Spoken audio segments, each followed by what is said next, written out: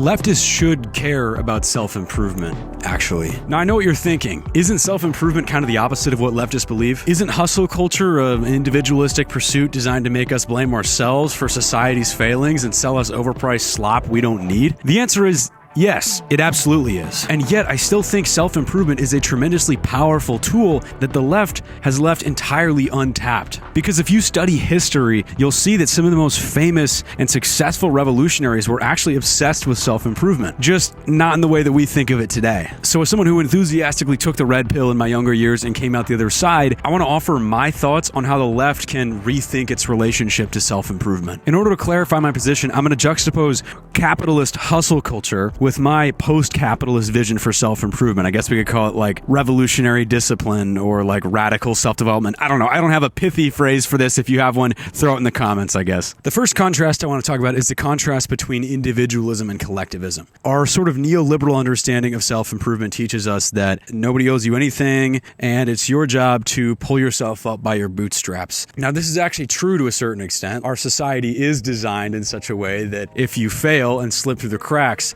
you're screwed. But, is that a good thing? Is that the natural way of the world? Or is that a political choice that we've made? I don't know. Neoliberalism says, fix yourself because the world won't save you. I say, fix yourself because you need to save the world. One is isolating, one is totally individualistic, the other is empowering. The second difference between our current understanding of self-improvement and this new vision of self-improvement that I'm proposing, I have to emphasize this one because it's incredibly important. When I talk about self-improvement, a lot of people are worried that what I'm veering into is what we call respectability politics. The idea that we need to look and act a certain way in order to be appealing to the ruling class. We need to fit into what society deems acceptable so that our radical ideas can be more palatable in elite spaces. But here's the thing, our ideas are never going to be palatable in elite spaces. No matter how much we comb our hair, no matter whether you take out the nose ring or leave it in, they'll never accept you. You'll never be one of them because your ideas are anathema to what the ruling class needs, which is an ideology that is going to legitimate the continued accumulation of capital, the continued imperialism, the continued exploitation of billions of people. So critically, when I talk about self-improvement, when I talk about bettering ourselves, when I talk about becoming respectable, I mean respectable to workers. I mean respectable to the working class. I don't mean respectable to the ruling class. I mean that if you're a leftist, if you're somebody who criticizes capitalism, the only thing that separates you from your fellow workers is that you woke up. You're early to the party. And that gives you a certain level of responsibility to be a leader, to become an example that other people are going to want to emulate. Because when I look at some leftists, they're not people that I want to emulate. Becoming somebody that's worthy of respect, that can communicate their ideas in a clear and legible way. That's a big part of what I do on this channel. That's why I make so many videos about rhetoric breakdowns. That's why I make self-improvement videos ultimately, is because I want leftists to become more capable. And I want leftists to become people who are pillars of their community, who are looked up to, people who can be relied upon. It's also a reason that I run a YouTube coaching program, because I want leftists to be able to communicate better on the internet. I want them to be able to get their message out there. I want a wide variety of people so that whatever type of person you are, there's somebody speaking to you in your unique circumstances. So that's the point of contrast number 2. This is not about respectability politics. This is not about being accepted by the ruling class.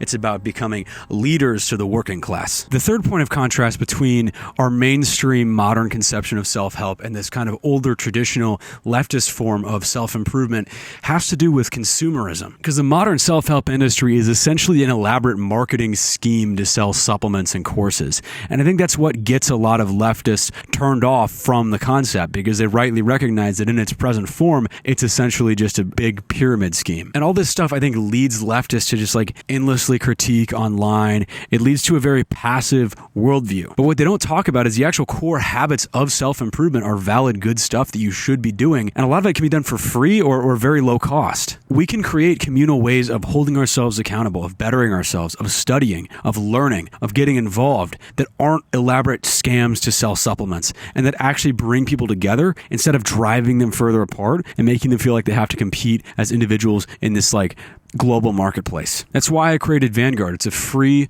private community for leftists who want to get educated and organized. Because I realized if you're a new leftist and you don't know where to start, there's like nothing for you. It's insane. I'll leave a link to that down below. Fundamentally, what we're talking about here is a philosophy of action, a philosophy of deeds, not of words. And that's what I think is really missing on the left right now. You don't get any points for being intellectually correct. You are judged by what you do. That's fundamentally what makes up your life. What's our ultimate aim here? What's the goal? And I think a lot of people just like to talk for the sake of talking. That's what I think is so useful about self-improvement. It gets you thinking in terms of results-oriented. It gets you thinking in terms of trying to level up and increase your output. Trying to do more, trying to make something happen, trying to change your life, and by extension, change the world. And I think on the left, so often, like our analysis of things systemically gets in the way of us actually like being effective people. Because systemic analysis and the ability to see how society affects the way that people live and affects outcomes is useful, but it paralyzes you, right? Like you may have been victimized, but that doesn't mean that you have to be a victim forever. That's what leftist organizing at its most powerful can do, is it can help people actually take their power back. But I think there's kind of this attitude on the left that almost like telling people to get involved, telling people to do stuff is somehow wrong. There's a complicated intellectual reason why they can't, and it's actually bigoted to tell them that they should. Whenever I advocate for working out, people are like, well, that's ableist. It's like, no, it's really not, actually. I know plenty of disabled people who like to work out. Actually, I'm going to outwoke you there and say it's ableist of you to imply that disabled people couldn't take control over their fitness. But that doesn't change the fact that like you should be getting fit, whatever your capability is. You should be reading theory. Oh, well, I have ADHD. Sure, that's fine. Whatever that looks like for you. Maybe it's one page, maybe you need to do audiobooks. I trust you to take my advice and apply it to your own circumstances in a way that makes sense, rather than try and castigate anybody who tries to help you get better as some kind of hard-charging, grind-set psycho. Sorry, this is actually what it would look like if we were to take politics seriously. We would be demanding things of ourselves. We would be trying to push past our limits. And if we're not willing to do that, I mean, you might as well just pack it up, right? By the way, if you think I'm being unfair, you're right. I am. None of this is fair, but it is reality. And if you want to change reality, you have to accept it first. Faith without works is dead. Theory without practice is sterile. The last distinction that I want to draw between neoliberal self-improvement and leftist self-improvement is the idea of self-mastery. Because capitalism leaves us alienated from our own potential. Under capitalism, you're trying to become a more efficient cog in the machine. You are a project that's never finished. You're optimizing forever. The leftist idea is that we're living in a hostile system that we have to take our power back. We need to learn the skills necessary to survive long enough to challenge that system. So I want to talk about a few case studies now before we close out. The first of which being Vladimir Lenin. Regardless of what you think about the guy, he was on top of his business. He wasn't just a thinker, he was also physically and mentally tough. He was exiled multiple times. He survived assassination attempts. He would work constantly even while sick. Even if you don't like how the Soviet Union ultimately turned out, there's a lot to be learned from him. He was kind of the archetype of rigor and discipline. But revolution isn't just about competence, it's also about reshaping ourselves. It's about becoming a new type of person. And I don't think there's anybody who exemplifies that better than Che Guevara. If you read his essay, Socialism and Man in Cuba, he talks about how revolution not just transformed the politics and the economy of a place, but also the people who live there. The process of revolution transforms the people who participate in it. Because it demands that you shed your selfishness, that you cultivate solidarity, that you endure hardship, new habits, new consciousness. You know, I don't agree with Che 100%. I think his focus on moral incentives was a little bit idealistic, but it's undeniable that he practiced what he preached. He really did embody this kind of new man. I mean, he would constantly train in the mountains, go for long runs, at high altitude, fighting a guerrilla war for like 5 years, and the guy had asthma. If Che Guevara was alive today, do you think he'd be on Twitter calling somebody ableist for telling him to work out? Actually, I have asthma.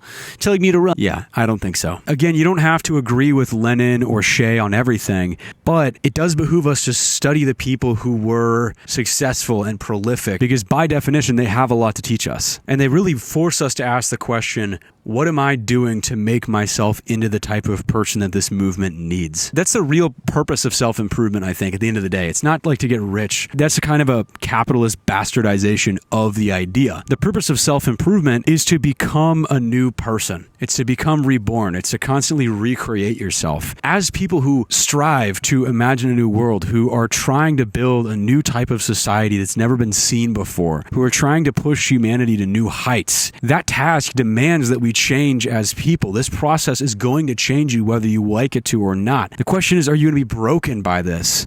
Or are you going to rise from the ashes? Because most people never even try. Most people engage in pseudo-politics on the World Wide Web. Self-improvement isn't a distraction from leftist politics, or at least doesn't have to be. In fact, it's a prerequisite for it. At the end of the day, I think that leftist self-improvement can actually be more powerful or make more sense than neoliberal self-improvement, because it has kind of a purposeful dimension to it. Dare I say a spiritual dimension that they actually lack. Because why do self-improvement under capitalism? So that you can make $10K a month passively and like go on podcasts in Miami. These people always like want to be so based and pretend that they have like a path out of the sort of spiritual nihilism of modernity, but they don't. Whereas if you're trying to improve yourself so that you can actually improve the world, that's something that you can hang your hat on. That's something that has the potential to actually give you purpose long term. It's funny, right? Because a lot of my videos are basically self-help videos. I come across more as like a red pill guy than a bread tuber. A lot of people say that, at least. And I'm aware of that, and I actually take it as a compliment, because I think it's time to kind of steal their thunder a little bit. And what I really want to promote on the left is a culture of action and a culture of excellence, not a culture of intellectual hair splitting or like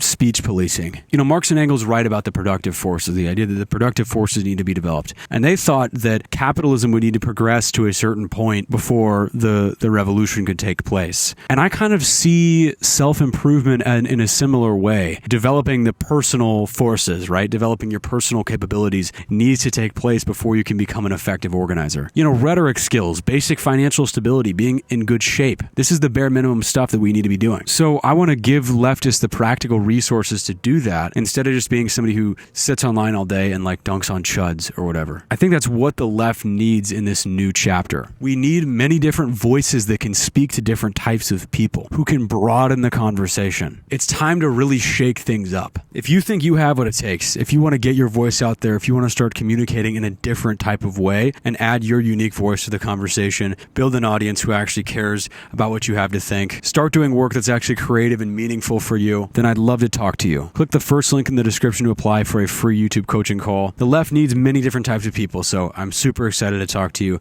Until next time, a better world is possible.